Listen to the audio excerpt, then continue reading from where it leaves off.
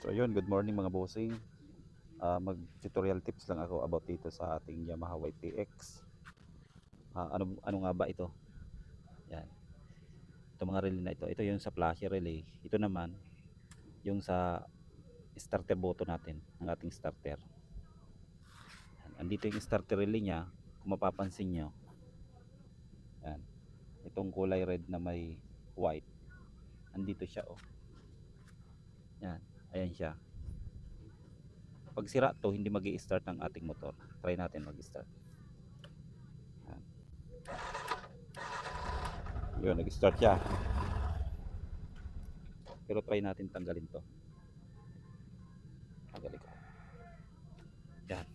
Start natin. Ayan, wala siya, oh. Hindi siya mag-start. Kasi ito, relay ito sa starter button natin.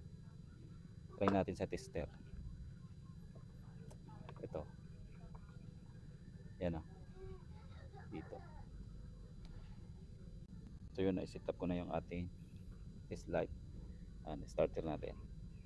Yun, may ilaw siya, oh. Konektado siya rito sa starter switch. Kasi dito siya, oh. Dito. Para magkaroon siya ng supply. Halimbawa sira tong relay na ito, jumper nyo lang yan. Kuha lang kayo, jumper nyo lang to na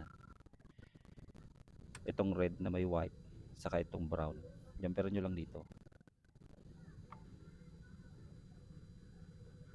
Yun, try na natin. Yan, o. Yan. Pero pag inalis ko to, sa atin yung jumper, wala na, hindi na siya mag-start.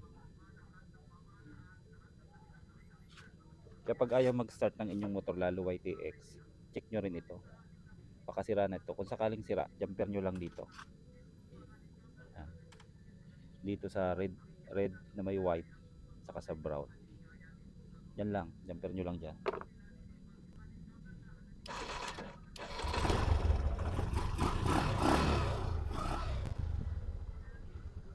So ganun lang mga bossing sa ating Yamaha YTX.